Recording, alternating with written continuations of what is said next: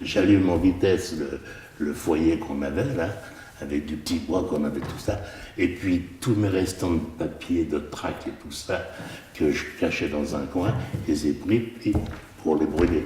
Tout de suite, j'étais en train de les brûler, et derrière moi, j'entends haut les mains. Il y avait 2 flics qui étaient dans le bas de l'escalier.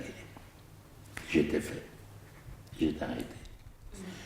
C'était la brigade spéciale antiterroriste qui avait été mise sur pied par des anciens inspecteurs de police pour avoir double salaire payé par les Allemands. Vous voyez, la trahison. Ils m'emmènent donc, ils me mettent dans la voiture, et puis ils m'emmènent rue des Saussets. Et c'était la Gestapo. C'est là où atterrissaient les terroristes. J'avais 17 ans, j'étais devenu un terroriste. Voilà. Ils arrivaient dans une salle. Il y avait un bureau avec un officier allemand, une chemise, et puis il y avait une chaise en face de lui, à peu près à cette distance-là. On m'a attaché, et interrogatoire. Une sorte de Javet. Bon. Des questions, pas, et pas. On vous pose des questions auxquelles on ne répond pas. Parce que on s'était mis d'accord d'abord au départ. On avait dit, s'il nous arrive quelque chose, on dit simplement que par curiosité, on revenait du cinéma, et par curiosité, on a regardé ce qu'il y avait dans les camions, puis c'est tout. Oui, mais qui est-ce qui vous commande? Vous avez reçu des ordres, reçu des instructions, quels sont vos chefs? Patati, patata, c'est comme ça que ça se passe. Hein?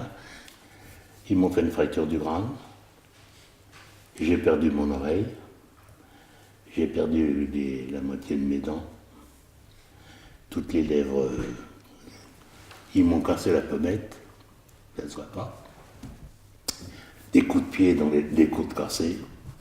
Tout ça, ça a duré 5 jours. J'aime mieux vous dire que quand le premier coup, ça va. Le premier coup, ça va encore. Mais quand tu as passé au tourniquet comme ça, et puis qu'on recommence à taper dessus, c'est quelque chose de terrifiant. Et puis 5 jours après, ils m'ont fait monter l'escalier, et puis ils m'ont jeté, j'étais complètement